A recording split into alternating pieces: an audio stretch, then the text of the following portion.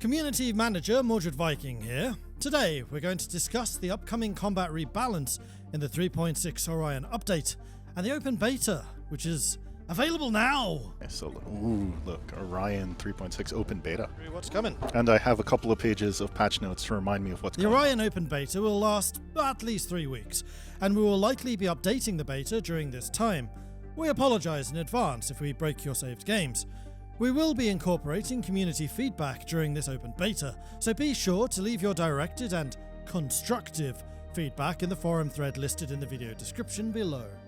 We are mainly interested in the bugs you find, how the combat rebalance and the Ascension Path changes feel to you as a Stellaris player, and any general feedback you may have from 3.6.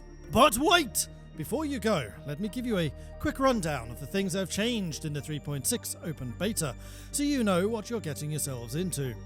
It is also important to note that this open beta is a work in progress, so if you're watching this a week or two into the open beta and things appear different than what I am saying here, that's because we changed them. Don't at me, please. Please, put down the plasma pitchforks. We can talk it out. You can find a link to the latest patch notes in the description of this video. Before we begin, it's important to be clear what the combat rebalance is and what it isn't. The objectives of the combat rebalance were threefold. 1. Shake up the meta and improve space combat. 2. Provide more benefits to having mixed hull fleets. 3. Improve counterplay and ship design options. At this point, it's also important to talk about what the weapon rebalance is not. It is not a fleet command limit, fleet rework, nor is it an attempt to kill doomstacks.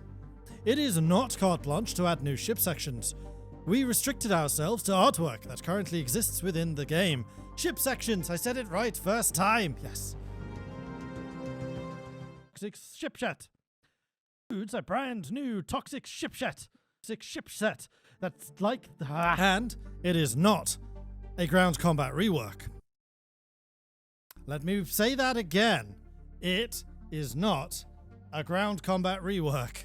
In order to get this out for 3.6, we restricted the scope of the weapons rebalance to just weapons, shields and armor, hull strength, and combat behavior. We may look at some of these other topics in future patches. With that being said, let's get into it. Combat behavior. One of the nicest parts of the combat rework is the change in how ships behave in combat. No longer will your artillery battleships rush headlong into the fray. In 3.6 Orion, combat computers will now ignore certain components for desired range purposes. Swarm and torpedo combat computers will rush headlong into the fray, using the longest range or their shortest ranged weapons as the desired range for combat. Picket and line computers will stay at the range of their median range weapons, and artillery and carrier computers will try to stay at the range of their longest ranged weapons. We've also dramatically increased the combat AI's desire to want to remain at their chosen range, so ships in general should try to stay further away from each other while in combat. We've also made some changes to how disengaging and retreating from battle works. Ships will start attempting to disengage when they have 25% of their hull remaining. Ships entering emergency FTL will also be more likely to be lost or take damage than in previous versions. To offset this, we've reduced the overall time required before emergency FTL will become available. The biggest change to ship designs you'll notice is the addition of the frigate ship size. This ship is larger than a corvette but also slower and less evasive. Frigates and cruisers are also the only ship sizes that can use torpedoes and get the G slots. The ship designer will now also generate different designs based on the ship role chosen for the ship you are designing. Choosing the screen role will produce a ship bristling with flak and point defense, while a gunship will favor medium-range weapons and combat computers, while artillery will prefer longer-range weapons and combat computers.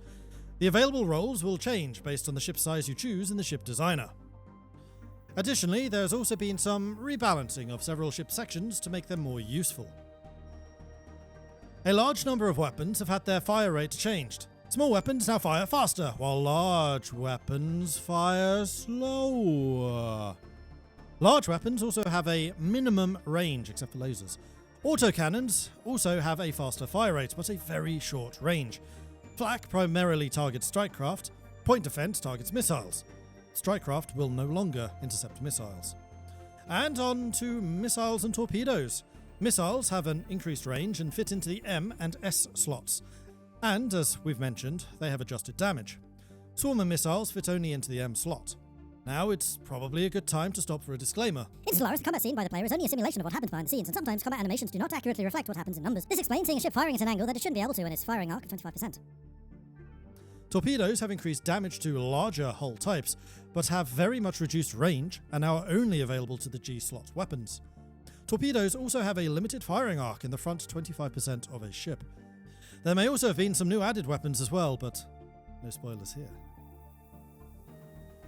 Hull points have been adjusted for some ship sizes, and armor, shield, and hull components have been rebalanced. Armor is now generally more significant than it was before, and hull less so. Armor hardening and shield hardening technologies and components have been added. These reduce the penetration damage of weapons to armor and shields respectively. And yes, we come to it. We come to the end of our brief rundown of 3.6 Orion. We are collecting feedback on the Stellaris forums. You can find a link to the feedback threads in the top right of your screen. Up there. Somewhere. Anyway, we hope you take the time to play an open beta. We look forward to seeing everyone's opinions on the new changes. Thanks very much everyone for watching. Hope you've enjoyed this. Do let us know in the comments below if you have any commentary immediately on the changes we've advised here. Remember to like and subscribe.